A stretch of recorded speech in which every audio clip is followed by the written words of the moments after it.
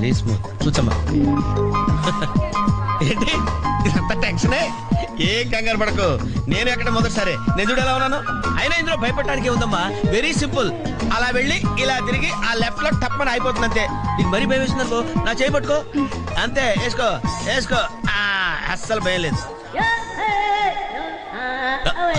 వాడు చూడు, ఇది కదే చచ్చిపెట్టేట్టున్నాడు. అందరూ మీలా ధైర్యంగా ఉండలేరు కదా అంకుల్. అలాంటప్పుడు రాకూడదు. అయ్యో